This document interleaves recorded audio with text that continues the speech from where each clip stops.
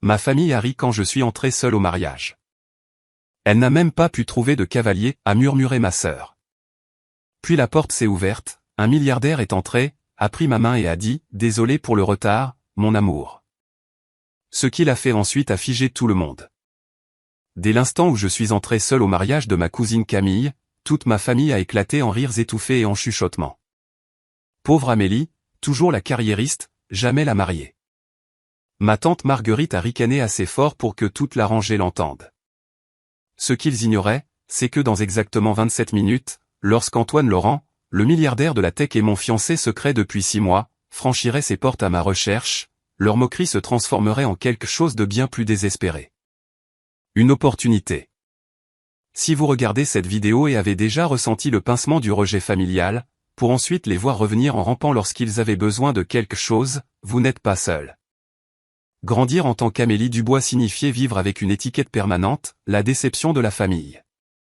Malgré mon diplôme de HEC Paris, major de ma promotion en ingénierie informatique, et un poste à 6 chiffres décroché avant mes 25 ans, j'étais toujours présenté aux réunions de famille comme celle qui ne s'est pas encore casée. Ma famille française traditionnelle et un peu bourgeoise mesurait le succès en mariage et en petits-enfants, pas en réussite professionnelle ou en indépendance financière. Ma cousine Camille, en revanche, était l'enfant prodige. De 3 ans ma cadette, elle avait suivi le chemin approuvé, mariée à 26 ans à un médecin d'une bonne famille, enceinte dès la première année, et toujours déférente envers les aînés. À chaque réunion de famille, le contraste était souligné avec une précision chirurgicale. « Quand vas-tu trouver un homme bien comme Camille ?» me demandait ma grand-mère en tapotant ma taille un peu trop épaisse. Aucun homme ne veut d'une femme qui se croit plus intelligente que lui, Amélie. Les graines de mon statut de brebis galeuse ont été plantées tôt, lorsque mes parents ont divorcé après la liaison de mon père avec sa secrétaire, un scandale qui a secoué notre petite communauté très soudée. J'avais 12 ans lorsque le juge aux affaires familiales m'a demandé avec quels parents je voulais vivre. Ma réponse, aucun des deux, n'était pas une option, mais elle a cimenté ma réputation de personne difficile et ingrate. J'étais ballotté entre 2 maisons chaque week-end. Ma mère s'est remariée en 2 ans avec Gauthier, un promoteur immobilier de 20 ans, son aîné possédant un hôtel particulier à Neuilly-sur-Seine. Elle a rapidement remplacé son identité de Madame Dubois par Madame Lefebvre, et je suis devenu un rappel gênant de sa vie antérieure. Ma chambre dans leur maison ressemblait à une suite d'hôtels, chère mais impersonnelle, conçue pour ne laisser aucune trace lorsque je partais chaque dimanche soir. « Essaie de ne pas mentionner ton père quand les amis de Gauthier sont là », m'ordonnait-elle avant les dîners. Et peut-être, mets la robe que je t'ai achetée à la place. Cette tenue te donne l'air de trop en faire. La vie de mon père après le divorce a pris une trajectoire différente. La secrétaire n'est pas restée, mais le jeu, si. Au moment où j'étais à l'université, il avait enchaîné 3 appartements et d'innombrables crédits à la consommation revolving. J'ai commencé à payer son loyer pendant ma 2e année d'école d'ingénieur après avoir trouvé un avis d'expulsion lors d'une visite surprise. Personne dans la famille ne savait que je le soutenais. Il pensait que son travail dans une compagnie d'assurance le maintenait à flot. En réalité, j'avais 2 jobs sur le campus en plus de mes études pour couvrir ses besoins de base. Juste jusqu'à ce que j'ai une bonne série, ma puce, promettait-il chaque mois lorsque je virais l'argent. Ne le dis pas à ta mère ou aux tantes. Elle pense déjà que je suis un bon à rien. Malgré tout, j'ai prospéré professionnellement. J'ai gravi les échelons chez Avenir Tech, passant de développeuse junior à architecte logiciel principal en 5 ans. Chaque promotion s'accompagnait de mets de félicitations de collègues et d'un silence de la part de ma famille. Le jour où j'ai signé pour mon appartement à Paris, une réussite majeure dans l'un des marchés immobiliers les plus chers du monde, ma mère n'a pas appelé pour me féliciter, mais pour se plaindre que j'avais manqué la baby shower de Camille. « Tu dois revoir tes priorités, Amélie », m'a-t-elle réprimandé. Personne ne se souvient de la femme qui a codé un programme, mais on se souvient de celle qui est présente pour la famille. L'ironie ne m'a pas échappé qu'il n'était jamais présent pour mes moments à moi. Ma promotion au poste de directrice de l'ingénierie le mois dernier aurait dû être mon couronnement. À 32 ans, je gérais désormais une équipe de 40 développeurs et un budget de plusieurs millions d'euros. L'annonce de l'entreprise incluait ma photo et une citation du PDG louant mon approche visionnaire de la résolution de problèmes. J'ai transféré l'email à ma mère, espérant que cette fois, peut-être, la réussite serait assez significative. Sa réponse fut une invitation transférée pour le mariage de Camille avec une note « N'oublie pas de répondre. La famille se demande si tu amènes quelqu'un ou si tu viens encore seul. » Cette nuit-là, fixant mon reflet dans le miroir de la salle de bain de mon magnifique mais vide appartement, j'ai affronté la peur qui grandissait malgré mon succès, et s'ils avaient raison? Et si je finissais seul, marié à ma carrière, sans personne avec qui partager ma vie? Cette pensée me terrifiait plus que je ne voulais l'admettre. Et c'était cette vulnérabilité que ma famille exploitait avec expertise à chaque occasion.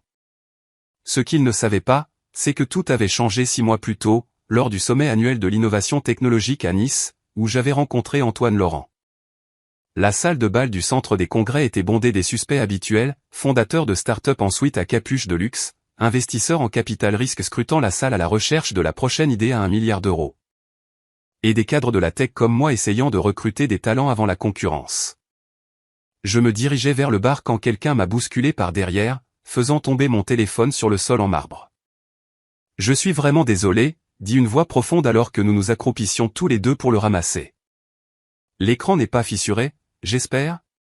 Je le remplacerai si c'est le cas. » Quand j'ai levé les yeux, je me suis retrouvé face à Antoine Laurent. Non que je l'ai immédiatement reconnu. Contrairement à la plupart des gens dans la tech, je ne suivais pas les potins sur les fondateurs milliardaires. Pour moi, il n'était qu'un homme grand, un peu débraillé, avec des yeux bienveillants et un sourire sincère qui semblait déplacé parmi les requins du réseautage. « Ça va ?» dis-je en vérifiant le téléphone. « La coque a bien fait son travail aujourd'hui. Laissez-moi vous offrir un verre pour m'excuser correctement, proposa-t-il en tendant la main. Je suis Antoine. Amélie, répondis-je en la lui serrant fermement. Ce n'est que lorsque nous fûmes assis au bar et que le barman eut un temps d'arrêt que je réalisai qui il était. Antoine Laurent, fondateur de Bouclier Quantique, la plateforme de cybersécurité qui avait révolutionné la protection des données et fait de lui l'un des plus jeunes milliardaires de France à 36 ans. Ce qui m'a le plus frappé chez Antoine n'était pas sa richesse, mais la façon dont il se comportait, sans l'arrogance qui accompagne généralement le succès dans notre secteur. Autour de Martigny, il m'a parlé de son enfance dans un petit village de la Creuse, élevé par une mère célibataire qui cumulait 3 emplois pour joindre les deux bouts. On vivait dans un mobil-home jusqu'à mes 17 ans, dit-il sans la moindre trace d'embarras. Mon premier ordinateur était assemblé à partir de pièces que je récupérais au centre de recyclage électronique où j'étais bénévole. Ses origines modestes ne pouvaient être plus différentes de son statut actuel, mais elles résonnaient avec mon propre parcours. Nous avons passé des heures à parler de la pression de réussir, de l'isolement qui accompagne la réussite, et des relations compliquées avec la famille qui en résultent. Ma mère est fière maintenant, expliqua-t-il, mais elle ne comprend pas ce que je fais ni le monde dans lequel je vis. Et depuis que l'argent est arrivé, des parents que je n'avais jamais rencontrés se souviennent soudainement de moi comme de leur neveu préféré. Je me suis surprise à partager des choses que je discutais rarement. Le jeu de mon père, l'abandon émotionnel de ma mère, et le sentiment constant d'être jugé selon des normes impossibles. Ma famille a une façon de rendre mes accomplissements insignifiants, ai-je admis. Parfois, je me demande s'ils remarqueraient si je disparaissais complètement. Ils remarqueraient si vous arrêtiez de payer le loyer de votre père, observa tranquillement Antoine. Je le fixai, choqué. Comment avez-vous ? C'est ce que je ferai, dit-il simplement. On prend soin des gens même quand ils ne le méritent pas, parce que ça en dit long sur qui nous sommes, pas sur qui ils sont. Cette nuit-là s'est prolongée jusqu'au petit déjeuner le lendemain matin, et au moment de nous séparer, nous avions échangé nos numéros avec la promesse de nous revoir à notre retour à Paris. Notre relation s'est développée avec une intensité qui m'aurait alarmé avec n'importe qui d'autre. Antoine avait traversé un divorce brutal 2 ans plus tôt, lorsque son ex-femme, une mondaine rencontrée après son succès, avait tenté de réclamer la moitié de son entreprise dans le règlement. Elle a dit au tribunal qu'elle avait joué un rôle déterminant dans le développement de Bouclier Quantique, expliqua-t-il un soir alors que nous nous promenions sur les quais de Seine. En réalité, elle ne s'était jamais intéressée à ce que je faisais au-delà de l'argent que cela générait. L'expérience l'avait rendu méfiant vis-à-vis des relations où sa richesse était l'attrait principal. Quand nous avons commencé à sortir ensemble, il a suggéré de garder notre relation privée. Je veux savoir que c'est réel, dit-il. Une fois que les gens découvrent qui je suis, tout change. Je comprenais parfaitement. Mon succès était modeste comparé au sien, mais j'avais assez connu l'arrivisme de certains collègues pour apprécier sa prudence. Notre relation existait dans une bulle de normalité que nous chérissions tous les deux. Cuisiner chez moi, faire des randonnées le week-end, et travailler côte à côte dans des cafés. Juste un autre couple de la tech dans une ville qui en regorge. 3 mois plus tard, lors d'un week-end à Étretat, Antoine m'a demandé en mariage. Ce n'était pas un grand geste, juste nous deux au sommet d'une falaise au coucher du soleil. La bague, une simple alliance en platine qui avait appartenu à sa grand-mère. Je n'ai jamais rencontré quelqu'un qui me voit pour qui je suis, dit-il, sa voix à peine audible au-dessus du fracas des vagues, qui comprend à la fois d'où je viens et où j'en suis sans jugement. J'ai dit oui immédiatement. Mais quand il a suggéré d'annoncer nos fiançailles, j'ai hésité. L'idée de présenter Antoine à ma famille me remplissait d'effroi. Non pas que j'ai honte de lui, mais parce que je savais exactement comment il réagirait. Il verrait des signes d'euro, pas l'homme bienveillant et brillant dont j'étais tombée amoureuse. Attendons, ai-je suggéré. Je ne suis pas prête à partager ça avec tout le monde pour l'instant. Antoine a compris ma réticence, mais lorsque l'invitation au mariage de Camille est arrivée, il m'a encouragé à y aller. Les familles sont compliquées, dit-il. Mais rompre complètement les ponts apporte rarement la paix. J'ai accepté d'y aller, mais j'ai insisté pour y assister seul. J'ai besoin de gérer la dynamique familiale sans qu'ils se concentrent immédiatement sur toi, ai-je expliqué. Une fois qu'ils sauront pour toi, c'est tout ce qu'ils verront. La veille du mariage, ma mère a appelé pour confirmer ma venue et pour exprimer sa déception que j'y aille en solo. Tout le monde amène quelqu'un, Amélie. Même ta petite cousine Manon amène son nouveau petit ami et elle n'a que 20 ans. Que vont penser les gens? Ils penseront que je suis assez indépendante et sûre de moi pour assister seule à une réunion de famille, ai-je répondu, essayant de garder ma voix égale. Ils penseront que tu n'as trouvé personne prêt à supporter ton rythme de bourreau de travail, a-t-elle rétorqué sèchement. Ça te tuerait de faire un effort pour t'intégrer pour une fois. Après avoir raccroché, j'ai appelé Antoine en larmes. Peut-être que je devrais tout annuler. Vas-y, dit-il fermement. Tiens bon. Montre-leur que leur jugement ne t'affecte pas. Ce que je ne lui ai pas dit, c'est que j'étais affecté. Malgré mon succès extérieur, une partie de moi désirait encore leur approbation, croyait encore que si j'accomplissais assez, ils me verraient enfin comme digne d'intérêt. Le matin du mariage, je me tenais devant mon placard, délibérant entre plusieurs tenues.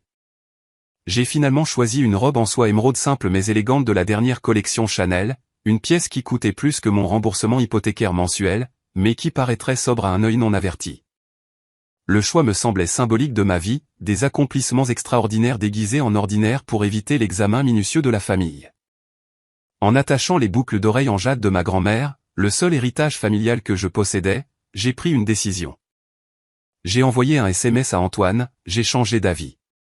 Si tu es libre plus tard, viens à la réception vers 19h. Il est temps d'arrêter de cacher ce qui me rend heureuse. Sa réponse fut immédiate, en route. Nous serons élégamment en retard pour faire une entrée. J'ai souri à son message, ne réalisant pas à quel point ces mots deviendraient prophétiques. La salle de bal du Ritz Paris avait été transformée en un conte de fées florales qui criait l'argent et la planification méticuleuse. Des lustres en cristal jetaient une lueur chaleureuse sur des roses crème et blush qui tombaient en cascade depuis des installations au plafond, tandis qu'un quatuor à cordes jouait doucement dans un coin. C'était le genre d'endroit que je pouvais techniquement me permettre, mais pour lequel je ne gaspillerais jamais d'argent. Un détail qui rendait les comparaisons constantes de ma mère sur mon manque de raffinement d'autant plus ironique. Votre nom, demanda l'employé en smoking à l'entrée. Amélie Dubois, famille de la mariée. Ses yeux parcoururent le plan de table. Ah, oui. Table 23. Je n'avais pas besoin de regarder le plan de la salle pour savoir ce que cela signifiait. La 23 serait la table des célibataires, probablement positionnée près de l'entrée de la cuisine ou derrière une colonne. Effectivement, en me frayant un chemin à travers la foule élégamment vêtue, j'ai repéré la table 23, partiellement masquée par un énorme arrangement floral et peuplée de parents éloignés âgés et de cousins adolescents maladroits. Trop jeune pour la table des jeunes adultes branchés, mais trop vieux pour la section des enfants. Amélie, tu es venue. La voix de Camille traversa la pièce avec un enthousiasme étudié. Ma cousine glissa vers moi dans un nuage de tulle blanc et de dentelle, son visage savamment maquillé arborant ce que je reconnus comme son expression d'hôtesse gracieuse. Je n'aurais manqué ça pour rien au monde, répondis-je, me penchant pour la bise obligatoire. Le lieu est magnifique. N'est-ce pas, minauda-t-elle en faisant un geste circulaire. Les parents de Grégoire ont insisté pour le Ritz. Nous voulions quelque chose de plus exclusif, mais les traditions familiales, tu sais. Elle me jaugea rapidement, ses yeux s'attardant sur ma robe. C'est une jolie couleur sur toi. Vente privée? Quelque chose comme ça, souris-je, crispé. Eh bien, c'est parfait pour toi. Professionnel, mais toujours féminin. Si tu essaies de rencontrer quelqu'un, bien sûr, baissa-t-elle la voix d'un air conspirateur. Il y a quelques témoins du marié éligible, bien que la plupart soient déjà pris. Mais à notre âge, on ne peut pas faire la fine bouche, n'est-ce pas? Avant que je puisse répondre, elle fut entraînée par sa mère, ma tante Marguerite, qui me lança un regard dédaigneux avant de chuchoter quelque chose à l'oreille de Camille. Je me dirigeai vers la table 23, où ma grand-tante Lydie tenait déjà le crachoir. Amélie, toujours célibataire, à ce que je vois, proclama-t-elle bruyamment alors que je m'asseyais. Tu sais, de mon temps, les femmes savaient qu'elles devaient donner la priorité à la recherche d'un mari avant que leur beauté ne se fane. Bien que je suppose qu'avec ta carrière, tu pourras te payer une de ces procédures de congélation d'ovocytes dont ils font la publicité maintenant. J'ai attrapé le verre de vin à ma place, calculant silencieusement combien d'heures je devais rester avant de pouvoir m'éclipser gracieusement. Mon téléphone a vibré avec un SMS d'Antoine. En retard. Urgence au conseil d'administration. Je serai là pour 19h30. Garde-moi une danse. Alors que je tapais ma réponse, l'oncle Robert s'est matérialisé à côté de moi, sa carrure imposante bloquant la lumière. Voilà ma nièce préférée avec son super job dans la tech, tonna-t-il en me posant une main sur l'épaule. Je voulais te demander conseil pour la retraite. Ta tante et moi pensons qu'il est peut-être temps de liquider certains investissements. Il me fit un clin d'œil complice. Mais si tu continues à grimper l'échelle de l'entreprise, peut-être qu'on pourra simplement emménager avec toi un jour. Tu auras plein de place dans la grande maison que tu finiras par acheter, non? En fait, je possède déjà un appartement, oncle Robert, lui rappelai-je. À Paris. Ah, mais ce n'est qu'un tremplin, rit-il. Une femme seule comme toi n'a pas besoin de beaucoup d'espace. Une fois que tu seras une grande ponte, tu passeras à la vitesse supérieure. La famille prend soin de la famille, après tout. Alors qu'il s'éloignait à la recherche du bar ouvert, j'ai entendu mes cousins Brian et Théo à la table voisine. 20 € Camélie vient avec un chat au prochain mariage de famille, ricana Brian. 50 qu'elle n'est même pas invitée au prochain, répliqua Théo. T'as vu le regard noir que Camille lui a lancé? Je parie qu'elle ne l'a invité que parce que tante Lise a insisté. Ma mère, Lise Dubois-Lefebvre, choisit ce moment pour apparaître, accompagnée de Gauthier et d'un autre couple que je reconnus comme ses associés. Voici ma fille Amélie, présenta-t-elle avec un sourire crispé. Elle travaille dans les ordinateurs. L'architecture logicielle, corrigeai-je automatiquement. Je suis directrice de l'ingénierie chez Avenir Tech. Comme c'est fascinant, répondit la femme avec l'expression vide des gens qui n'écoutent pas. Mon neveu étudie l'informatique à l'IUT. Vous pourriez peut-être lui donner des conseils. Amélie est très occupée par son travail, intervint ma mère avant que je puisse répondre. Elle a à peine le temps pour la famille, et encore moins pour le mentorat. Son rire tinta comme du verre brisé. Mais nous sommes si fiers de son indépendance. La cérémonie se déroula dans un flou de vœux traditionnels et de lectures émouvantes que j'étais certaine que Camille avait sélectionnées pour leur potentiel sur Instagram plutôt que pour leur signification personnelle. Tout au long de l'office, j'ai senti des yeux sur moi, des regards apitoyés de parents plus âgés, des regards suffisants de cousins qui avaient réussi là où j'avais échoué en me mariant jeune. Au moment où nous sommes passés à la salle de réception pour le dîner, j'avais fini 2 coupes de champagne et j'envisageais sérieusement d'envoyer un texto à Antoine pour annuler. À quoi avais-je pensé en l'invitant dans ce nid de vipères?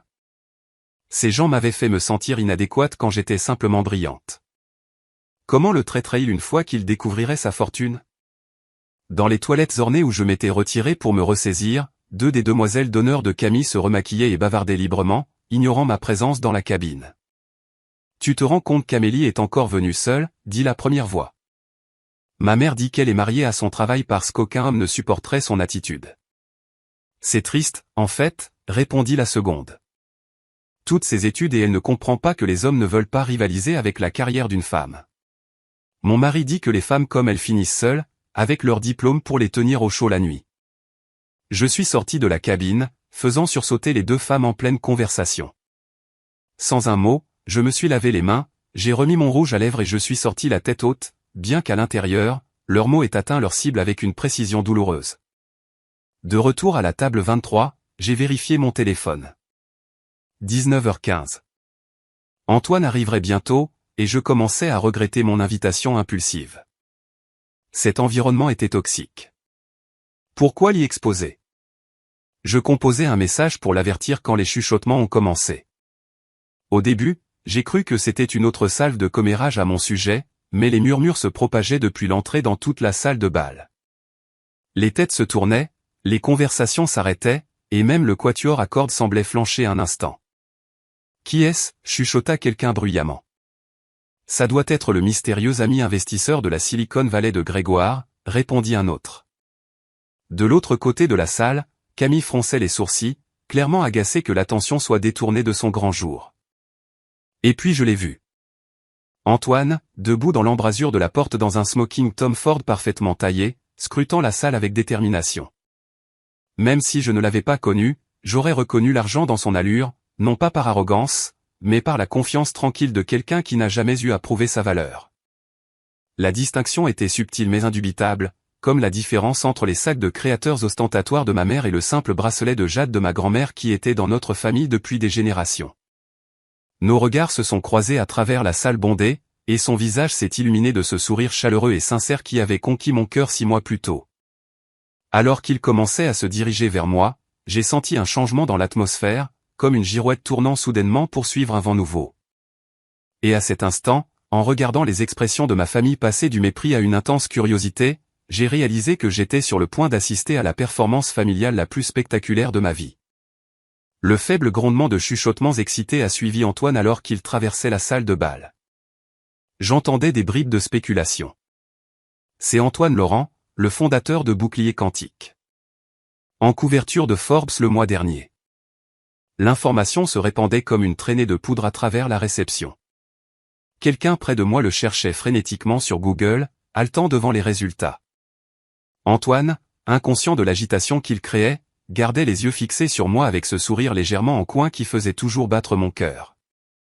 Il a navigué autour de la piste de danse avec une grâce désinvolte, hochant poliment la tête aux personnes qui tentaient d'attirer son attention, mais sans jamais rompre sa marche vers la table 23. Désolé d'être en retard, dit-il en se penchant pour m'embrasser sur la joue. Les membres du conseil d'administration peuvent parler des heures pour ne rien dire. Tu es là maintenant, répondis-je, soudainement consciente de chaque paire d'yeux dans notre voisinage, observant cette interaction avec une attention soutenue.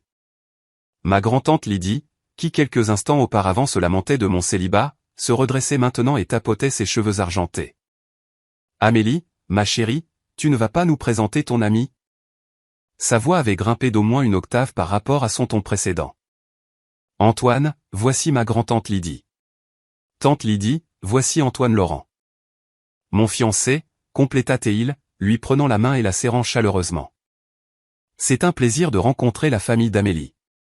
Elle parle souvent de vous. Le mensonge était aimable mais complètement transparent pour moi. En 6 mois de relation, je n'avais mentionné ma famille que lorsque c'était nécessaire et jamais avec affection. Pourtant, Antoine, avec sa grâce sociale innée, charmait déjà ma grand-tante Lydie, qui ronronnait presque de plaisir. Fiancée, s'exclama Théil. Amélie, petite coquine, tu nous caches des choses. Elle se tourna vers la table entière. Avez-vous tous entendu? Amélie est fiancée. Et juste comme ça, la table 23, auparavant la Sibérie des placements de mariage, est devenue le centre de l'attention. Les parents qui avaient à peine reconnu mon arrivée trouvaient soudain des raisons de s'arrêter, leur visage arborant des expressions de surprise ravie qui ne parvenaient pas tout à fait à masquer leurs calculs.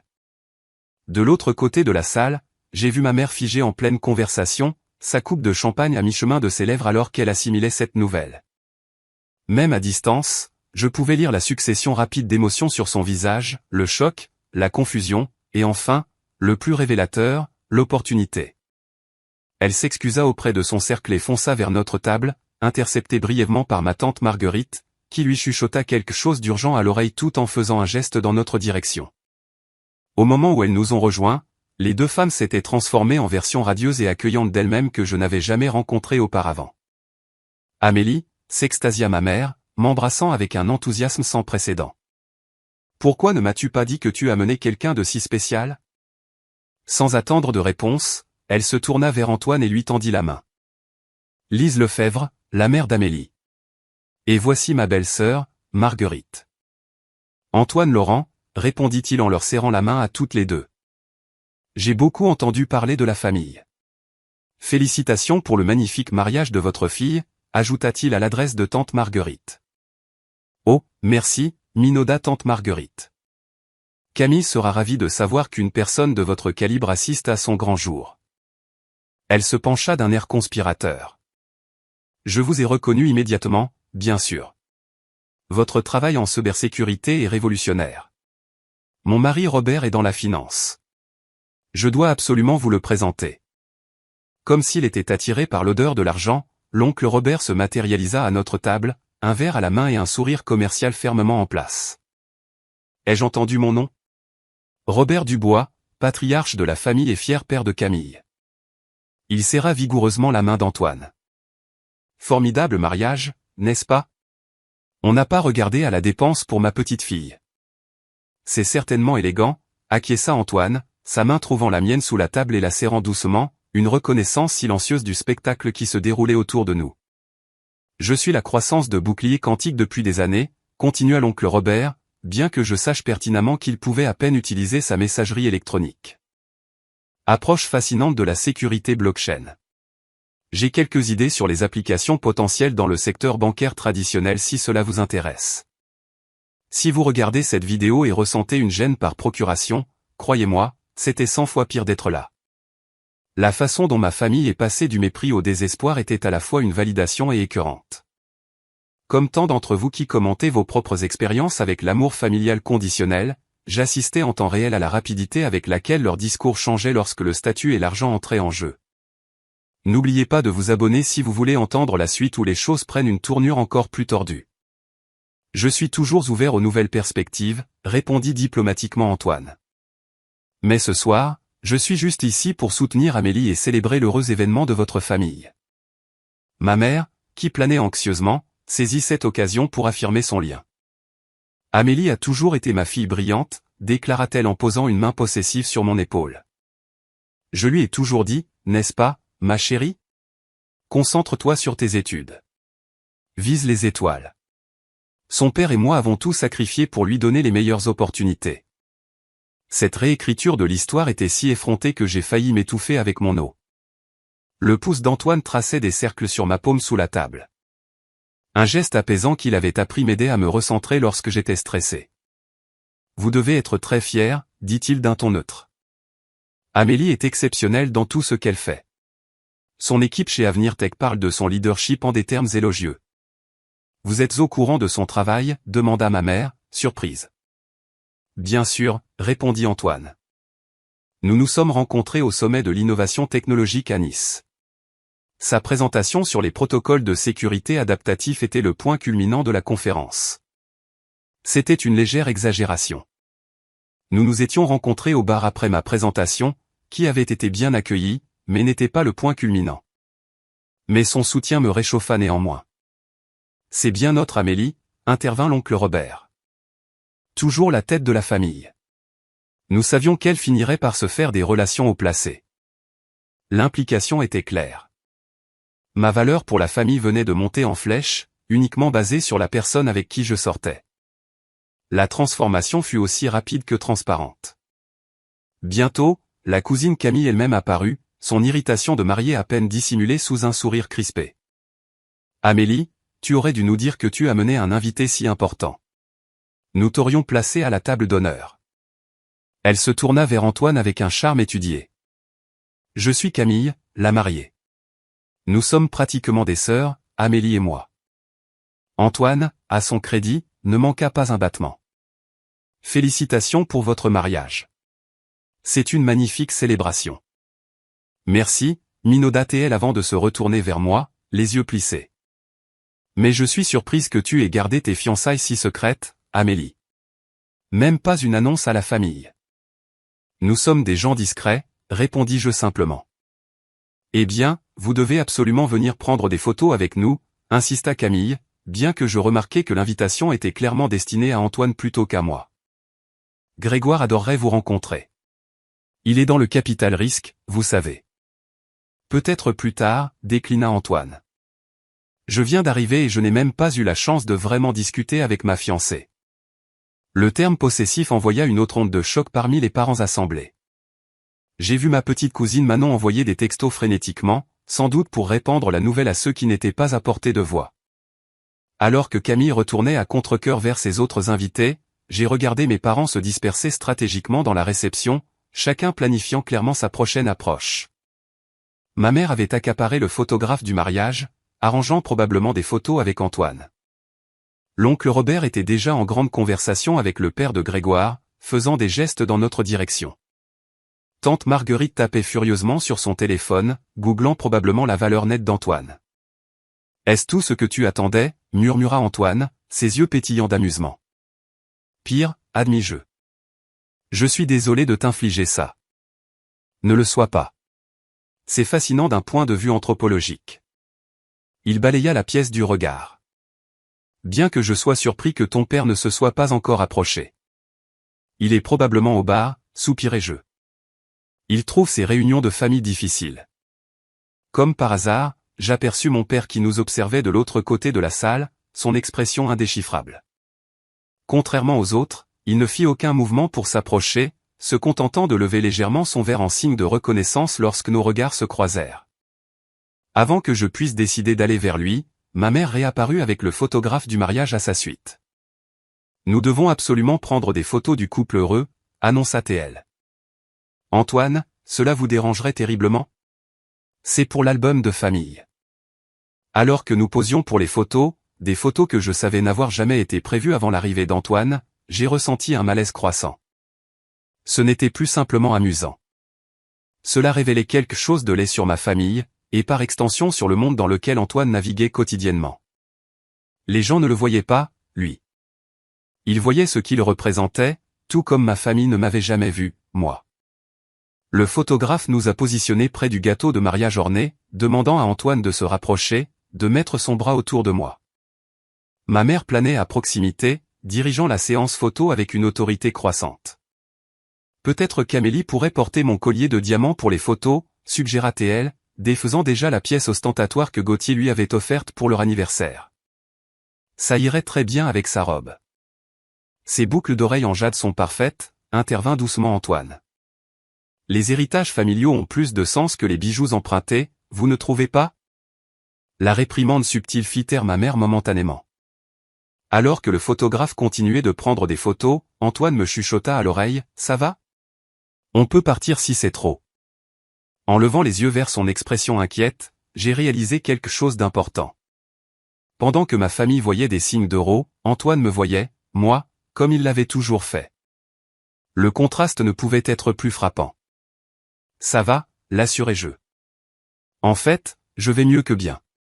Pour la première fois à un événement familial, j'ai l'impression d'avoir un allié. » Ce que je ne réalisais pas alors, c'est à quel point ce sentiment de validation se transformerait en trahison au fur et à mesure de la soirée, et à quel point j'aurais besoin de cette alliance quand je découvrirais ce que ma famille disait vraiment dans notre dos. Le dîner a été servi peu après l'arrivée d'Antoine, mais la nourriture était clairement secondaire par rapport à l'opportunité de réseautage que ma famille percevait.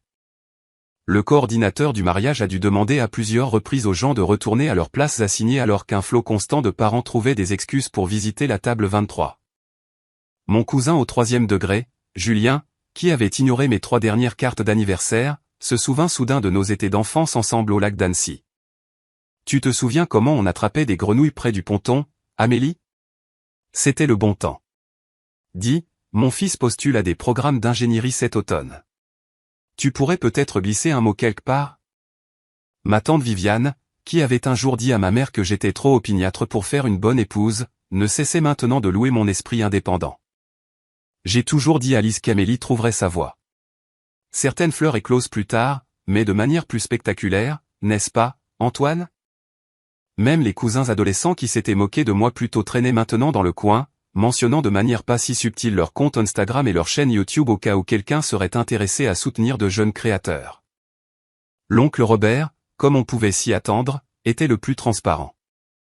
Après son 3e passage à notre table, il abandonna finalement toute prétention de conversation décontractée et sortit une carte de visite de la poche de sa veste. Antoine, je repensais à notre discussion de tout à l'heure. Mon cabinet est toujours à la recherche d'opportunités d'investissement innovantes. Il fit glisser la carte sur la table. Je suis spécialisé dans la gestion de portefeuilles à haute valeur nette. Peut-être pourrions-nous déjeuner la semaine prochaine. C'est moi qui invite, bien sûr. Je demanderai à mon assistant de vous contacter, répondit Antoine sans s'engager, empochant la carte sans la regarder. Ma mère s'était autoproclamée le guide personnel d'Antoine pour la famille, le paradant comme un trophée qu'elle avait obtenu grâce à une éducation parentale supérieure. Antoine, vous devez absolument rencontrer ma cousine Éléonore. Elle est au conseil d'administration de l'orchestre symphonique. Oh, et voici le collègue de Gauthier de la société de promotion immobilière. Il commence la construction de résidences de luxe à la Défense le mois prochain. J'ai observé cette performance avec un malaise croissant, me souvenant de toutes les fois où elle avait rejeté mes réalisations comme étant insignifiantes. Maintenant, elle utilisait ma relation pour élever son propre statut social, réécrivant notre histoire à chaque présentation.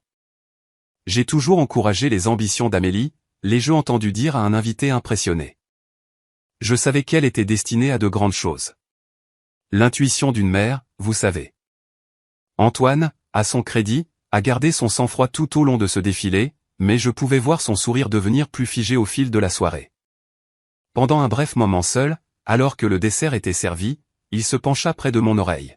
« Le mari de ta cousine ne te quitte pas des yeux depuis 20 minutes, murmura-t-il. Dois-je m'inquiéter ? J'ai jeté un coup d'œil pour voir Grégoire, le nouveau mari de Camille, me regarder en effet avec une intensité qui me mettait mal à l'aise. Ça, c'est nouveau, admis-je.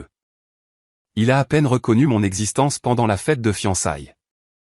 Comme s'il était attiré par notre attention, Grégoire s'approcha de notre table, une coupe de champagne à la main. Amélie, nous n'avons pas eu l'occasion de discuter, dit-il, son regard oscillant entre Antoine et moi avec un intérêt calculé. Tu as l'air différente ce soir. Le mariage te va bien, Grégoire, répondis-je de manière pointue. Camille doit t'occuper avec le déménagement dans votre nouvelle maison. La maison ?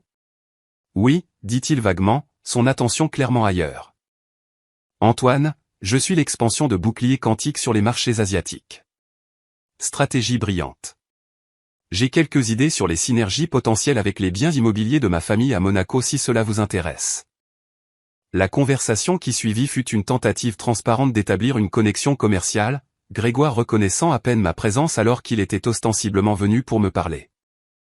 Après son départ, promettant de poursuivre cette discussion bientôt, Antoine a haussé un sourcil. C'est toujours comme ça avec ta famille. Non, dis-je honnêtement. D'habitude, ils m'ignorent complètement, sauf s'ils ont besoin d'une assistance technique.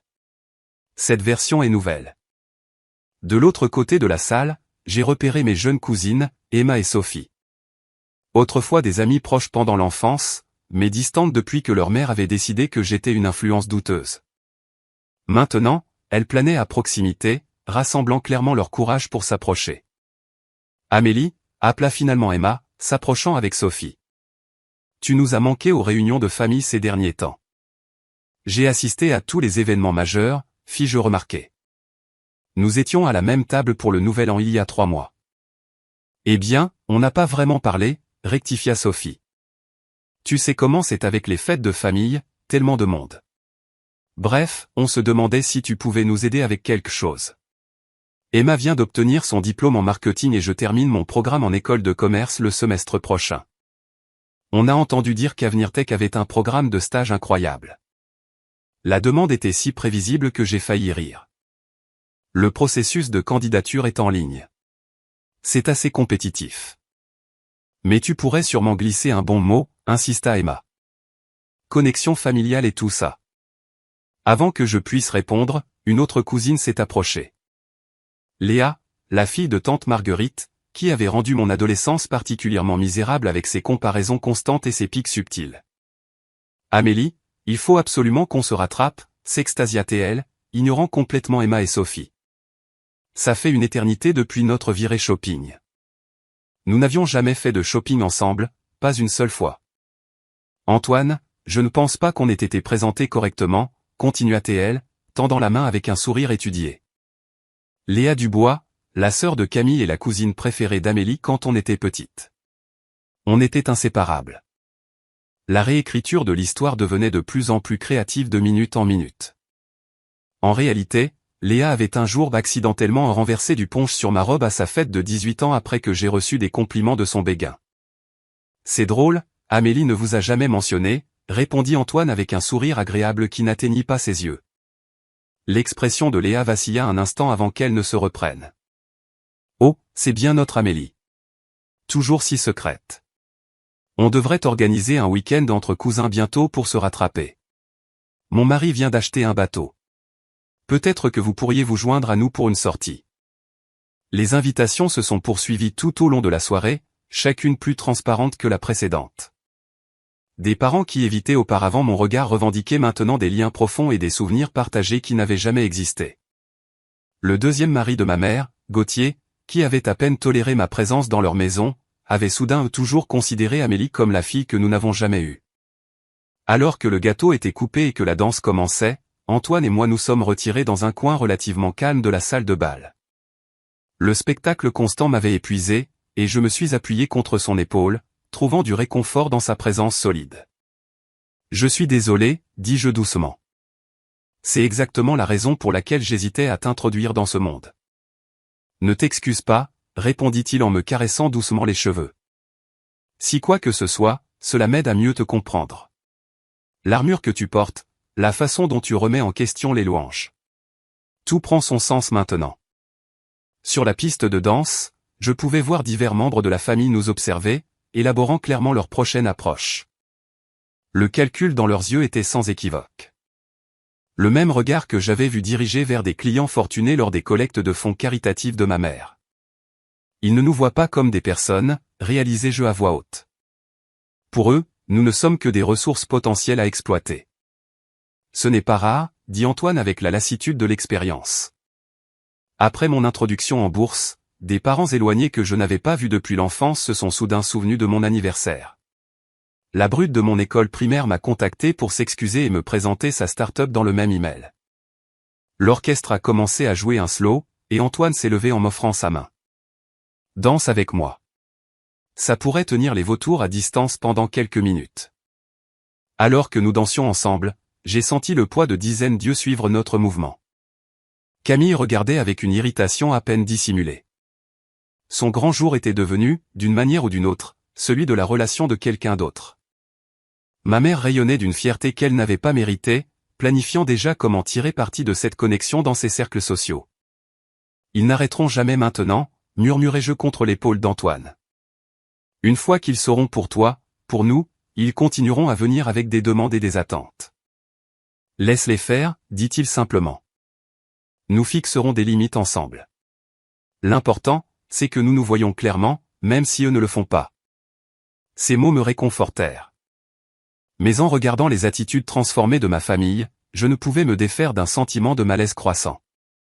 Ces gens partageaient mon sang, mais n'avaient jamais partagé mes joies ou mes peines. Maintenant, ils voulaient partager la richesse et les relations d'Antoine, réécrivant notre histoire pour justifier leur intérêt soudain. Ce que je ne savais pas alors, c'est que leur performance était encore plus calculée que je ne le réalisais, et que la vérité de leurs intentions serait bientôt révélée de la manière la plus douloureuse possible.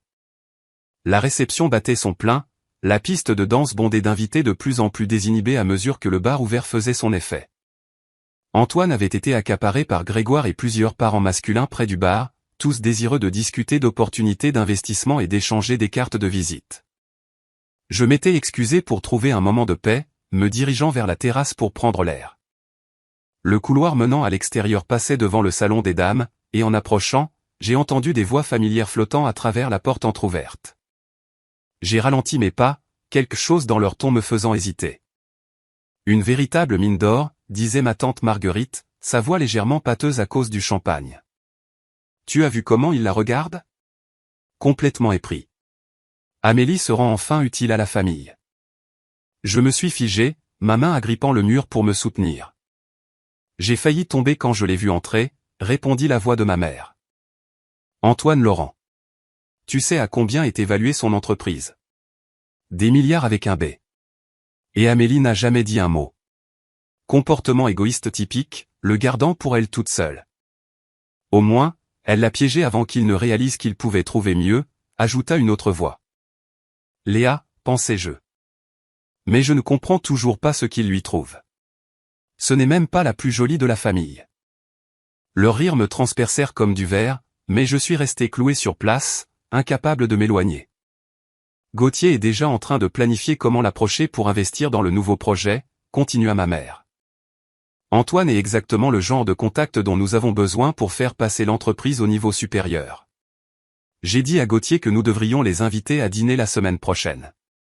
Bonne chance avec ça, se moqua tante Marguerite. Tu sais comment est Amélie. Toujours à se tenir à l'écart de la famille. Elle ne le partagera probablement pas facilement. Elle finira par céder, dit ma mère avec confiance. Je suis sa mère, après tout. Et si elle veut avoir une relation avec cette famille à l'avenir, elle apprendra à être généreuse. C'est le moins qu'elle puisse faire après tout ce que nous avons fait pour elle. J'ai presque ri de l'absurdité de cette déclaration. Que avait-il fait exactement pour moi, à part des années de critiques et de négligence émotionnelle? Camille est furieuse, d'ailleurs, ajouta Léa. Elle dit qu'Amélie a délibérément éclipsé son mariage en l'amenant sans prévenir. Tu aurais dû voir sa tête quand le photographe n'arrêtait pas de demander des photos de Monsieur Laurent et de sa fiancée. Camille s'en remettra, rejeta tante Marguerite. Surtout quand le fiancé milliardaire d'Amélie deviendra une ressource familiale. Je pense déjà que nous devrions organiser une réunion de famille dans notre maison au bord du lac cet été. L'occasion parfaite de renforcer les liens. Robert a de grands projets, continua-t-elle en baissant légèrement la voix. Il travaille déjà sur une proposition pour qu'Antoine investisse dans son nouveau fonds. Il dit qu'avec un soutien comme Laurent, il pourrait enfin se développer comme il l'a toujours voulu. Et le père d'Amélie, demanda quelqu'un. La mère de Manon, pensai-je. Jacques est dans le coup aussi? Ma mère rit avec dérision. Il peut à peine se maintenir à flot. Mais je ne serais pas surprise s'il a déjà demandé un prêt à Antoine. Il est toujours à la recherche d'une aumône. L'injustice de cette accusation a fait bouillir mon sang. Mon père ne m'avait jamais demandé d'argent.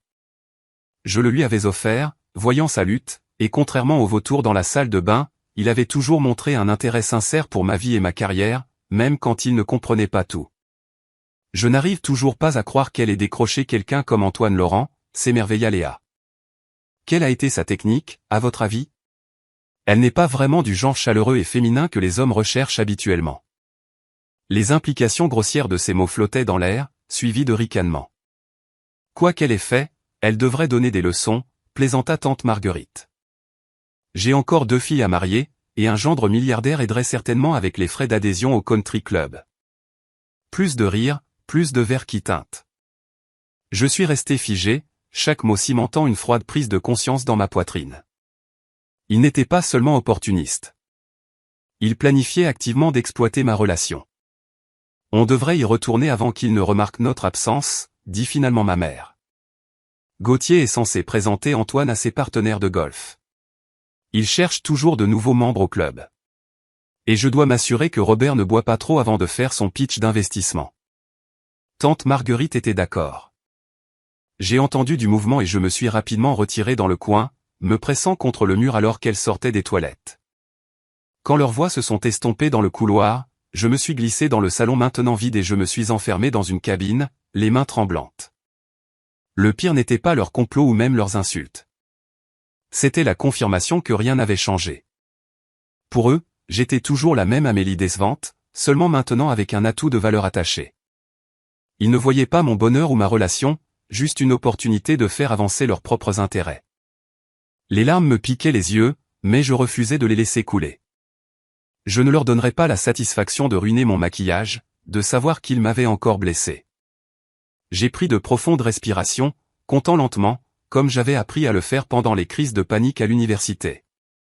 Quand je me suis senti assez stable, j'ai vérifié mon apparence dans le miroir, j'ai remis mon rouge à lèvres et j'ai redressé les épaules. Je traverserai cette soirée avec dignité. Ensuite, Antoine et moi discuterions de la façon de gérer ma famille à l'avenir. Nous avions des options. Nous pourrions. La porte des toilettes s'est ouverte et Camille est entrée, s'arrêtant net en me voyant. Son visage parfaitement maquillé se crispa d'une irritation à peine dissimulée. « Te voilà. Ton fiancé te cherche. » Elle a souligné le mot fiancé avec une subtile moquerie. « Sacrée surprise pour tout le monde, tes fiançailles.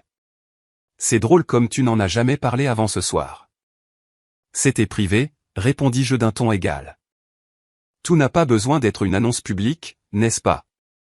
Peut-être, dit-elle en examinant sa manucure, mais certains pourraient voir le fait de l'amener à mon mariage sans prévenir comme une tentative délibérée de voler la vedette.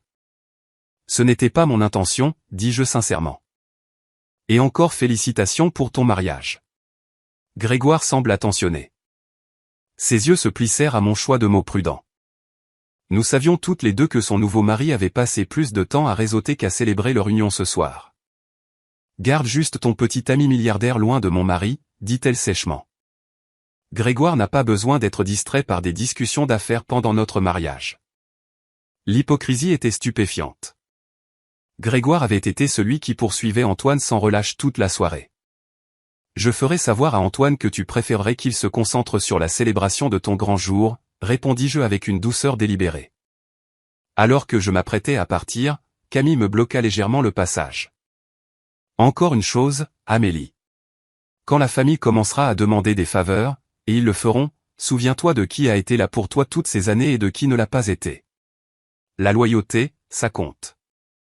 La menace était à peine voilée, et je sentis une bouffée de colère consumer le peu de patience qui me restait. Oui, ça compte, acquiesçai-je tranquillement. C'est pourquoi je me souviens exactement de qui était là quand j'avais besoin de soutien et de qui n'est apparu que lorsqu'il y avait quelque chose à gagner. Je la contournai et sortis, mon cœur battant la chamade, mais ma détermination se renforçant à chaque pas. La famille que j'avais passé des années à essayer de satisfaire venait de montrer son vrai visage de la manière la plus sans équivoque possible. Aucune réussite ne serait jamais suffisante. Ils augmenteraient simplement le prix de l'extraction. En rentrant dans la salle de bal, j'ai repéré Antoine immédiatement, sa grande silhouette se détachant parmi mes parents, qui avaient formé un cercle avide autour de lui. Ses yeux ont trouvé les miens à travers la pièce, et le soulagement sincère sur son visage quand il m'a vu contraster vivement avec les expressions calculatrices qui l'entouraient.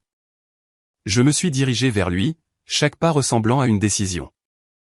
La conversation que j'avais surprise avait changé quelque chose de fondamental.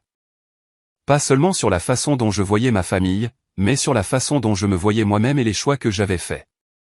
Antoine s'est excusé auprès du groupe et m'a rejointe à mi-chemin, l'inquiétude évidente dans son expression. « Ça va ?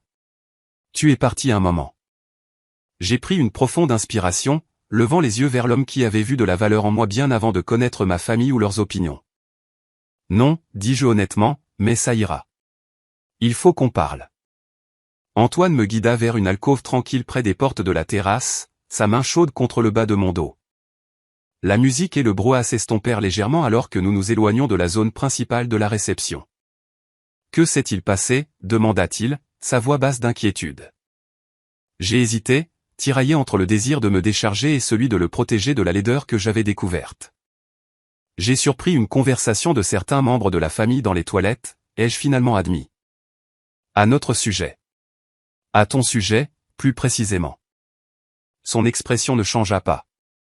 Laisse-moi deviner. Il discutait de la meilleure façon de tirer parti de ta relation avec moi pour un gain financier. La précision de son évaluation me surprit. Comment le savais-tu ? Parce que pendant ton absence, ton oncle m'a accaparé avec une proposition d'investissement bancal qui aurait essentiellement canalisé de l'argent directement sur ses comptes personnels, expliqua Antoine tranquillement. Et le mari de ta cousine a suggéré que je pourrais vouloir prendre part à son prochain projet, qui semble consister entièrement en une idée qu'il a griffonnée sur une serviette en papier. Il se frotta légèrement la tempe. Oh, et le mari de ta mère a mentionné qu'il pourrait nommer une aile de leur prochain complexe immobilier après moi si j'étais intéressé à devenir un investisseur fondateur. Quand j'ai posé des questions sur les rendements projetés, il m'a assuré que ce n'était pas quelque chose dont je devais m'inquiéter. Mon visage brûlait de honte. Antoine, je suis tellement désolé. Je n'aurais jamais dû. Ne t'excuse pas pour eux, interrompit-il doucement. Ce n'est pas un reflet de toi. De plus, ce n'est rien que je n'ai déjà rencontré. Le succès attire les opportunistes. C'est presque une loi de la nature. Qu'ont-ils dit, demandai-je, redoutant la réponse mais ayant besoin de savoir. Dans les toilettes, je veux dire. J'ai pris une profonde inspiration et j'ai raconté la conversation aussi précisément que possible, en essayant de garder ma voix stable malgré la douleur qui ressurgissait en répétant leurs mots. L'expression d'Antoine s'assombrit progressivement, sa mâchoire se crispant alors que je décrivais leur plan d'utiliser notre relation comme une ressource familiale. Ils m'ont appelé leur gagne-pain, ai-je conclu, les mots amers sur ma langue. Ma propre mère est déjà en train de planifier comment extraire la valeur maximale de notre relation. Antoine resta silencieux un moment, ses yeux suivant mes parents alors qu'ils circulaient dans la réception. Tu sais ce qui est intéressant, dit-il finalement. Pas une seule personne ce soir ne m'a demandé ce qui te rend spécial, ce que j'aime chez toi. Ils sont tellement concentrés sur ce que je vaux qu'ils ont complètement manqué qui tu es. La simple observation fit monter des larmes inattendues à mes yeux. Ils ont toujours été comme ça, murmurai-je. J'espérais juste qu'un jour ça changerait. Antoine prit mes mains dans les siennes, son expression sérieuse. Amélie, je pense que nous devrions partir. Cet environnement est toxique, et tu mérites mieux que d'être traité comme un conduit vers la richesse plutôt que comme une personne à célébrer. La suggestion était tentante, si tentante que j'ai failli accepter immédiatement. Mais des années de dynamique familiale compliquée m'ont fait hésiter. Si nous partons maintenant, ça va faire une scène, dis-je. Camille pense déjà que j'essaie de lui voler la vedette. Franchement, je me fiche de ce que pense Camille, répondit Antoine, une rare pointe d'agacement dans sa voix. Je me soucie de toi et du fait que tu es blessé par des gens qui devraient te protéger. Sa protection me réchauffa, mais je me sentais partagé. Malgré tout, ces gens étaient de ma famille. Le conditionnement à maintenir l'harmonie familiale, à éviter les scènes publiques, était profond. C'est compliqué, essayai-je d'expliquer. Il y a une histoire ici qui remonte à des décennies. Partir de façon spectaculaire pourrait faire du bien sur le moment, mais ça pourrait endommager de façon permanente des relations qui pourraient encore être sauvées. Antoine m'étudia un long moment. Puis-je te poser une question? Et je veux que tu réfléchisses vraiment avant de répondre. Il attendit mon hochement de tête avant de continuer. Que perdrais-tu exactement si ces relations étaient endommagées? D'après ce que j'ai vu ce soir et ce que tu m'as dit précédemment, ces liens semblent te causer plus de douleur que de joie. Ces questions frappaient au cœur de mon dilemme. À quoi me raccrochais-je? Des souvenirs de moments d'enfance où les choses étaient plus simples. L'espoir qu'un jour il me verrait pour qui j'étais. Les attentes culturelles de dévotion filiale qui m'avaient été inculquées depuis la naissance. Je me souviens quand j'avais 8 ans, dis-je lentement, le souvenir refaisant surface de manière inattendue. Mon père m'a emmené au palais de la découverte, juste nous deux. C'était avant le jeu, avant que tout ne s'effondre. Il m'a laissé explorer chaque exposition, sans jamais me presser. Quand je me suis enthousiasmé pour l'exposition sur la programmation informatique, il ne m'a pas dit que c'était pour les garçons ou que je devrais me concentrer sur autre chose. Il m'a juste regardé comprendre et a dit qu'il était fier. J'ai ravalé mes larmes. Il y a eu de bons moments. Pas beaucoup, mais ils ont existé. Je suppose que j'ai attendu que ces versions de ma famille reviennent. L'expression d'Antoine s'adoucit. Les gens que nous aimons sont complexes. Ils peuvent nous blesser profondément et avoir encore des moments de connexion sincère. La question est de savoir si ces moments suffisent à justifier la poursuite de schémas qui te causent de la douleur. Alors que nous étions là, j'ai vu mon père de l'autre côté de la salle nous regarder avec cette même expression indéchiffrable de tout à l'heure. Contrairement aux autres, il avait gardé ses distances toute la soirée, ne faisant aucune tentative pour approcher Antoine ou s'immiscer dans nos conversations. Mon père n'a pas essayé de t'utiliser, notai-je, plus pour moi-même que pour Antoine. Non, il ne l'a pas fait, acquiesça Antoine. Il est le seul à avoir gardé ses distances, en fait. Choix intéressant pour un homme qui aurait prétendument besoin d'aide financière. L'observation m'a frappé comme étant significative. Malgré ses difficultés financières, mon père avait montré plus d'intégrité ce soir que des parents qui vivaient dans le luxe. Le téléphone d'Antoine a vibré, et il y a jeté un bref coup d'œil avant que son expression ne change. Amélie, je dois te dire quelque chose.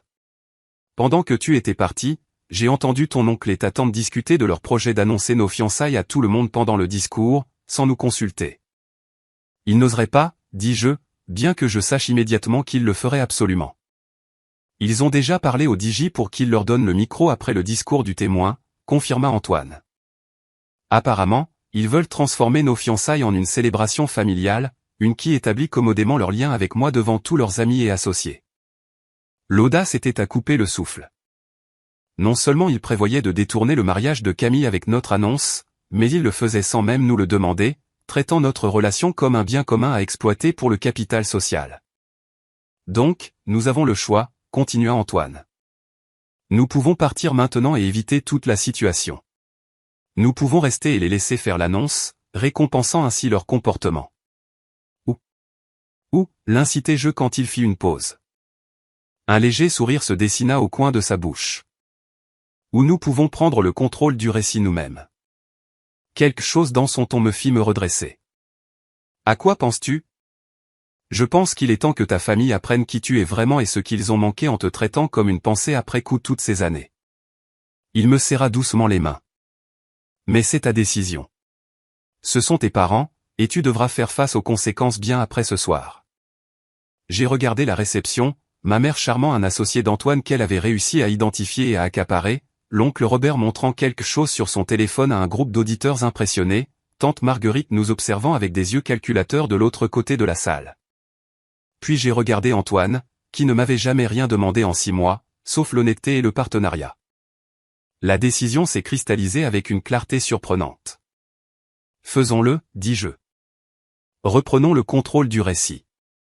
Ce que je ne savais pas, c'est que la confrontation que nous étions sur le point d'initier allait découvrir des secrets de famille bien plus profonds que je ne l'avais imaginé. Des secrets qui allaient modifier de façon permanente ma compréhension de la loyauté, de la trahison et de ce que signifie vraiment être une famille. Si vous avez déjà atteint ce point de rupture avec des membres de famille toxiques, vous connaissez le mélange d'effroi et de libération que je ressentais. La partie suivante de cette histoire révèle à quel point la tromperie familiale peut être profonde et le moment où j'ai finalement trouvé ma voie. Comme tant d'entre vous qui ont partagé des expériences similaires dans les commentaires, parfois la chose la plus forte que nous puissions faire est de nous défendre, même si cela signifie affronter les personnes qui étaient censées nous aimer inconditionnellement. Abonnez-vous maintenant pour ne pas manquer la partie la plus satisfaisante de cette histoire de karma familial. Antoine et moi sommes retournés à la réception avec un objectif. Notre plan, simple mais potentiellement explosif, nous allions aborder l'opportunisme directement plutôt que de le laisser continuer sans contrôle. En nous approchant de notre table, j'ai remarqué mon père qui nous observait depuis sa position relativement isolée près du bar, le seul membre de la famille qui n'avait pas tenté de capitaliser sur la présence d'Antoine. Le DJ a annoncé la découpe du gâteau, attirant les invités vers l'élaborante création à 5 étages au centre de la pièce. Antoine m'a serré la main de manière rassurante alors que nous nous joignions à la foule. « Tu es sûr de ça ?» murmura-t-il. J'ai hoché la tête, ma résolution se renforçant en regardant mes parents se bousculer pour se positionner, non pas pour voir les mariés, mais pour se tenir près de nous pour les photos inévitables. Après que Camille et Grégoire eurent accompli le traditionnel partage du gâteau, l'oncle Robert s'est emparé du micro du DJ avec une autorité bien rodée. Pendant que nous sommes tous réunis, tonate-t-il, notre famille a une autre merveilleuse annonce à partager en cette joyeuse occasion. Plusieurs invités semblaient confus, et j'ai vu l'expression de Camille se crisper d'irritation. Elle n'avait clairement pas été consultée sur cet ajout à son programme de mariage. Avant que l'oncle Robert puisse continuer, Antoine s'est avancé avec aisance. Si vous le permettez, Robert, je pense qu'Amélie et moi devrions partager nos propres nouvelles. Surpris mais ravi de l'opportunité de solidifier publiquement son lien avec Antoine, l'oncle Robert lui a tendu le micro d'un geste large. Bien sûr, l'homme de la soirée. Antoine l'a remercié et s'est tourné pour s'adresser à l'assemblée. Sa voix, confiante mais pas ostentatoire. Tout d'abord, je veux féliciter Camille et Grégoire pour leur magnifique mariage. Trouver un véritable partenariat est précieux, et cela doit être célébré. Il a fait une pause, souriant au couple avec une chaleur sincère. Amélie et moi espérions garder nos nouvelles secrètes aujourd'hui pour éviter de détourner l'attention des mariés, mais comme il semble que le mot se soit répandu, il a pris ma main, m'attirant à ses côtés. Oui, nous sommes fiancés. Cela fait 6 mois merveilleux ensemble. Un murmure d'excitation a parcouru la foule. 6 mois ? la chronologie révélait que notre relation était établie bien avant la révélation de ce soir. Ce que beaucoup d'entre vous ne savent pas, continua Antoine, c'est comment Amélie et moi nous sommes rencontrés. J'aimerais partager cette histoire si vous me le permettez un instant. Il a alors raconté notre rencontre à la conférence technologique, en soulignant mes réalisations professionnelles et la connexion intellectuelle immédiate que nous avions formée. Pendant qu'il parlait, j'ai observé les expressions de mes parents, certains montrant de la surprise en entendant parler de ma réussite professionnelle, d'autres devenant mal à l'aise alors qu'Antoine brossait un portrait de moi complètement à l'opposé du récit familial. Ce qui m'a attiré chez Amélie, ce n'était pas seulement son esprit brillant, dit-il, sa voix s'adoucissant. C'était son intégrité, son engagement indéfectible à soutenir ceux qu'elle aime, souvent sans reconnaissance ni remerciement. Son regard se déplaça subtilement vers mon père, qui écoutait attentivement. Elle m'a appris que la vraie famille n'est pas toujours une question de sang. C'est une question de qui est à vos côtés quand ça compte. J'ai senti une boule se former dans ma gorge alors qu'Antoine me tendait le micro. Cela ne faisait pas partie de notre plan, mais j'ai compris le cadeau qu'il me faisait, la chance de dire ma vérité après des années de silence. Merci à tous pour votre intérêt soudain pour ma relation, commençai-je, ma voix plus stable que je ne l'aurais cru. Il a été instructif de voir à quelle vitesse les perceptions peuvent changer. J'ai pris une profonde inspiration, sentant des décennies d'émotions refoulées remonter à la surface. Pour ceux qui se demandent pourquoi j'ai gardé mes fiançailles privées, la réponse est simple. Je voulais protéger quelque chose de précieux contre le fait d'être traité comme une transaction. Le visage de ma mère a pâli et tante Marguerite s'est agitée mal à l'aise. J'ai passé des années à essayer d'obtenir l'approbation de cette famille, ai-je continué. Réalisation, éducation, succès professionnel. Rien de tout cela ne semblait avoir d'importance parce que je ne suivais pas le chemin attendu. Ce soir a confirmé ce que je soupçonnais depuis longtemps, que l'acceptation dans cette famille est conditionnelle, basée non pas sur qui vous êtes, mais sur ce que vous pouvez fournir. Un silence tendu s'est abattu sur la réception. Du coin de l'œil, j'ai vu mon père se rapprocher, son expression indéchiffrable. Ce que vous ne savez peut-être pas, dis-je, regardant directement l'oncle Robert, c'est qu'Antoine vient d'un milieu modeste, un peu comme le mien. Son succès n'a pas été hérité ou obtenu par le mariage, il a été gagné par l'intelligence et le travail acharné, des qualités que cette famille a constamment sous-évaluées. Antoine a repris doucement le micro, sa main me soutenant à la taille. Puisque nous mettons les choses au clair, il y a quelques points qui devraient être abordés, dit-il calmement. Premièrement, pour dissiper toute idée fausse, j'ai une politique stricte contre l'investissement dans les entreprises familiales, quelle que soit la famille. Le visage de l'oncle Robert s'est visiblement décomposé, tandis que plusieurs autres parents se sont agités nerveusement. Deuxièmement, continua Antoine, contrairement à ce que certains pourraient croire, Amélie ne m'a jamais demandé une seule fois une aide financière, pour elle-même ou pour qui que ce soit d'autre. Son indépendance est l'une des nombreuses qualités que j'admire chez elle. Il fit une pause, son expression devenant plus sérieuse. Et enfin, quelque chose qui pourrait intéresser tout le monde ici, le lieu du mariage d'aujourd'hui. Des murmures se sont répandus dans la foule alors que la confusion se lisait sur de nombreux visages. Il y a 6 mois, quand Amélie a mentionné que sa cousine avait du mal à réserver le Ritz pour son mariage après une annulation de dernière minute, j'ai passé quelques coups de fil. Antoine a révélé, le don anonyme qui a couvert la différence entre le lieu d'origine et celui-ci ne venait pas d'un ami de la famille comme on vous l'a dit. Il venait de moi, à la demande d'Amélie. Des exclamations et des chuchotements ont éclaté. La bouche de Camille s'est ouverte de choc alors qu'elle me fixait. Amélie ne voulait pas de reconnaissance, expliqua Antoine. Elle voulait que sa cousine ait le mariage de ses rêves malgré leur relation compliquée. C'est le genre de personne qu'elle est.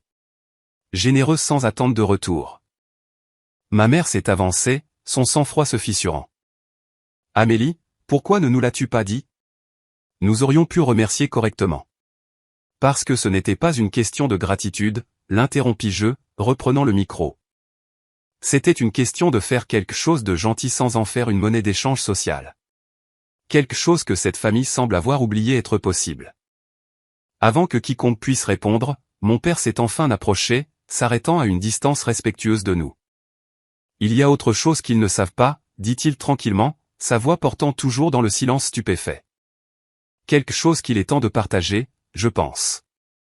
Antoine lui a offert le micro, qu'il a refusé d'un petit hochement de tête. Il y a 3 ans, continua mon père, s'adressant à toute la salle, lorsque la société d'investissement de Robert était sur le point de s'effondrer à cause de ce qu'il appelait des fluctuations du marché, Amélie a liquidé ses stocks options pour lui fournir un prêt. Un prêt qui, à ce jour, reste impayé. Le visage de l'oncle Robert a perdu toute couleur.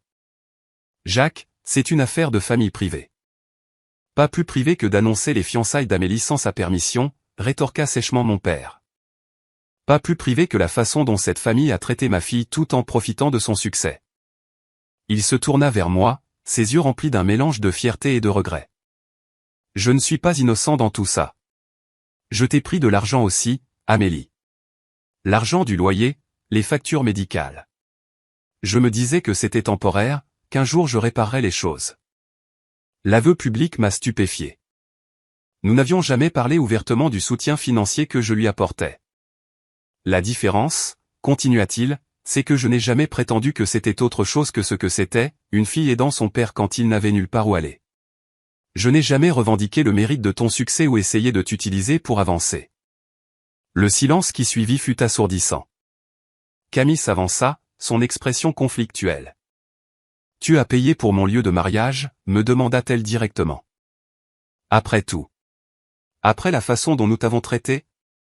Tu es de ma famille, dis-je simplement. Malgré tout. Sa façade soigneusement composée se fissura légèrement. Je ne comprends pas. Pourquoi ferais-tu ça et le garderais-tu secret ? Parce que la vraie générosité ne vient pas avec des conditions, répondit Antoine à ma place. Quelque chose qu'Amélie a compris bien avant que je la rencontre.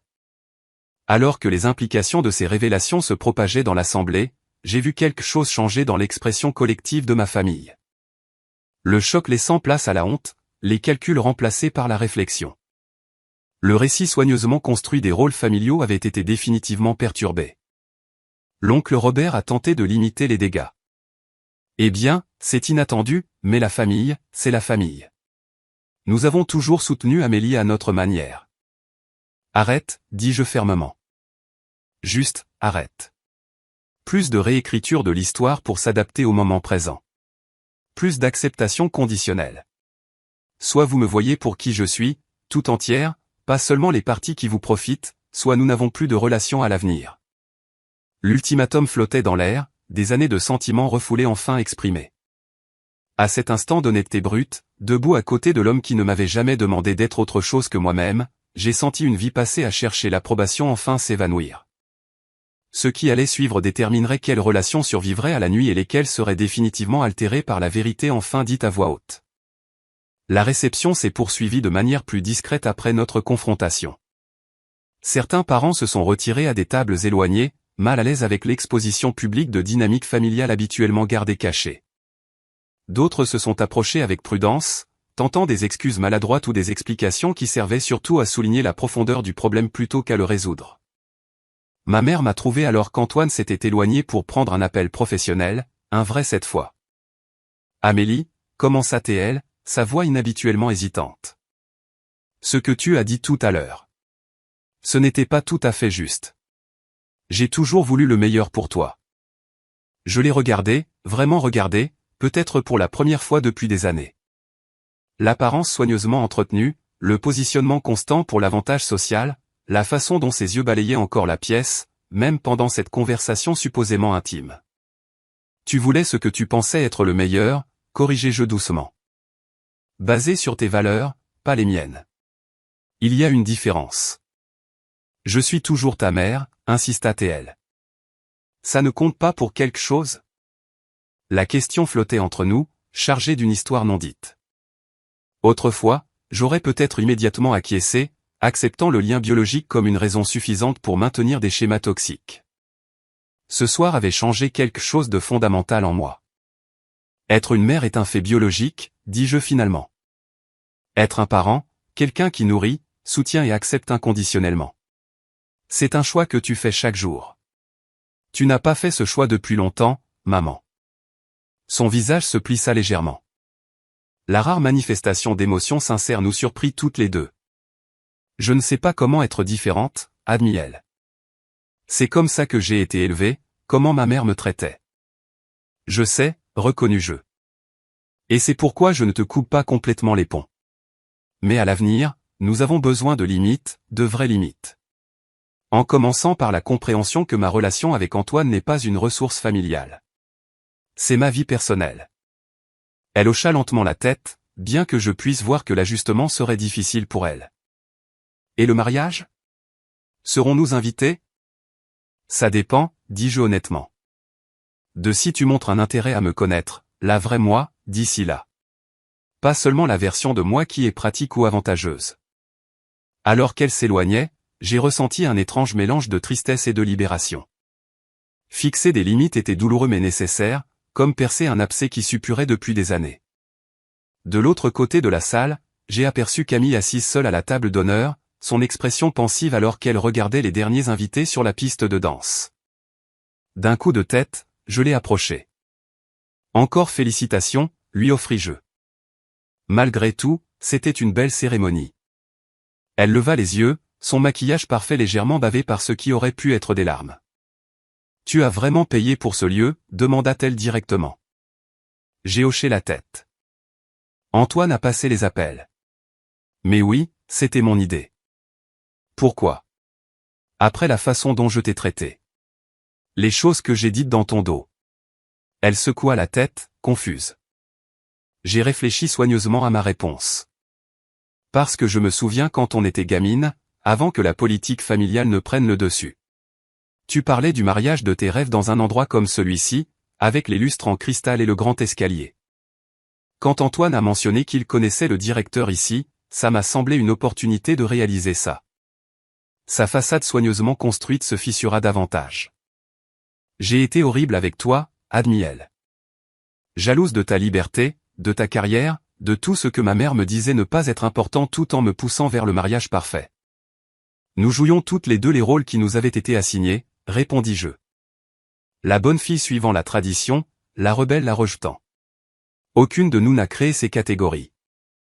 Un instant, j'ai entrevu la cousine dont j'avais été proche enfant, avant que les attentes et la compétition ne nous aient éloignés. Je ne dis pas que nous serons un jour les meilleurs amis, ajoutai-je honnêtement. Trop de choses se sont passées. Mais peut-être que nous pouvons arrêter d'être des ennemis. Elle hocha lentement la tête. Ça me plairait. Alors que je m'apprêtais à partir, elle m'appela « Amélie ». Pour ce que ça vaut, il a l'air de vraiment te voir. Peu de gens trouvent ça. J'ai souri, reconnaissant le rare moment sincère entre nous. Je sais. La soirée s'est poursuivie avec des conversations similaires, certaines productives, d'autres moins. L'oncle Robert a tenté une justification peu convaincante du prêt qu'il n'avait jamais remboursé, affirmant qu'il avait toujours eu l'intention de le faire au bon moment. Je n'ai pas pris la peine de discuter, l'informant simplement que l'entreprise d'Antoine mènerait un audit de sa société d'investissement dans le cadre de leur processus de due diligence, une procédure standard qui sembla soudain le rendre très nerveux. Tante Marguerite m'a complètement évité, bien que je l'ai surprise en train de dire à ses filles de maintenir la relation avec Amélie tout en jetant des regards calculateurs en direction d'Antoine. L'interaction la plus significative est venue en dernier, alors qu'Antoine et moi nous préparions à partir. Mon père s'est approché, gardant la distance respectueuse qu'il avait maintenue toute la soirée. Il a fallu du courage, dit-il simplement, hochant la tête vers la réception où la confrontation avait eu lieu. Tenir tête à la famille comme ça. J'avais un bon soutien, répondis-je en jetant un coup d'œil à Antoine. Oui, tu en avais. Mon père tendit la main à Antoine. Merci d'avoir soutenu ma fille quand je ne pouvais pas ou ne l'ai pas fait. Antoine lui serra fermement la main. Elle n'a pas besoin de beaucoup de soutien, juste de quelqu'un qui reconnaisse sa valeur. Je l'ai toujours reconnu, dit doucement mon père. Je n'ai tout simplement pas toujours été assez bon pour le lui montrer. Il se tourna vers moi, une lueur de l'homme qui m'avait emmené au musée il y a si longtemps dans ses yeux. Je suis fier de toi, Amélie. Pas pour ton fiancé, pas pour ton travail, mais pour la femme que tu es devenue malgré nous tous. C'était l'approbation que j'avais attendue toute ma vie, et elle est venue non pas à cause d'une réussite extérieure, mais à cause d'un moment d'honnêteté brute. En quittant la réception, main dans la main avec Antoine, je savais que rien ne serait plus jamais pareil.